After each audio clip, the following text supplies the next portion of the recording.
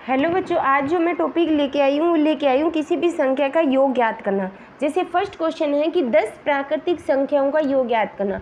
हमेशा ध्यान रखना, अगर 10 प्राकृतिक संख्या यानी प्राकृतिक संख्याएं पूछे यानी लगातार संख्या पूछे तो उसका योग कैसे ज्ञात करते हैं।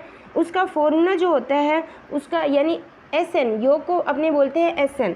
क्या होता है, जितनी संख्याएँ, कितनी है संख्या 10 ब्रैकेट 10 + 1 इक्वल टू क्या बटे क्या होता है 2। यानी जितनी संख्या 10 है 10 में एक जोड़ के उसी से मल्टी यानी 10 × 11/2 तो कितना हो जाएगा 110/2 इक्वल टू कितना हो जाएगा 55। यानी जो 10 प्राकृतिक संख्या हैं लगातार मान लो उनका योग कितना आ जाएगा अपना 55 आ गया। ठीक है बच्चों, ये तो होता है प्राकृतिक संख्या 10। फिर सेकंड क्वेश्चन आता है कि 6 सम संख्याओं का योग, 6 सम संख्याओं का योग, संख्याओं का योग ज्ञात करना। अब 6 सम संख्याओं का योग ज्ञात करना, इसका मतलब हमेशा ध्यान रखना ये लगातार होगी, जैसे पहली 2 4 6 उस तरह। तो इसके लिए फॉर्मूला क्या हो जाएगा, 6 लगातार सम संख्याओं का योग ज्ञात करने का फॉर्मूला क्या होता है 6 और 6 + 1 उसमें एक जोड़ देंगे, कितना हो जाएगा 6 × 7 कितना हो जाएगा 42।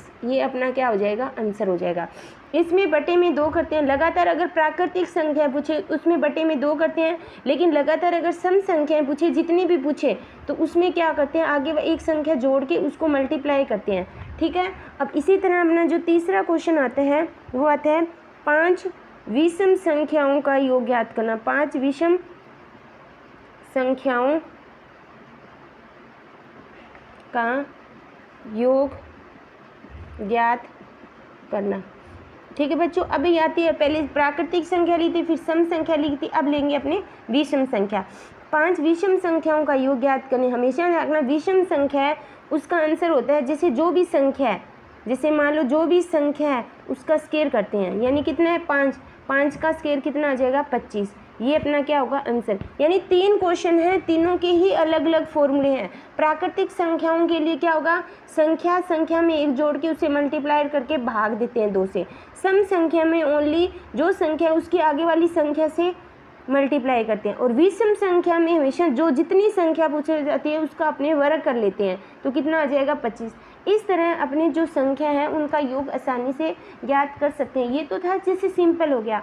इसी तरह जैसे योग ज्ञात करने के लिए क्लास 10th का समांतर श्रेणी वाला टॉपिक है, उसमें कुछ अलग से फॉर्मूले भी होते हैं। ये तो 3 के लिए यूज होते हैं। और मान लो किसी भी बीच में से कोई संख्या पूछ ले तो उसका योग कैसे ज्ञात करते हैं, जैसे 35 से लेके 51 तक पूछ तो उसको कैसे याद करते हैं, उनके लिए अलग से फॉर्मूले बनाएंगे जो मैं आगे वाली वीडियो में लेके आऊँगी। ठीक है बच्चों, अगर वीडियो अच्छी लगे तो लाइक करना, शेयर करना और मेरे चैनल को सब्सक्राइब करना। Thank you.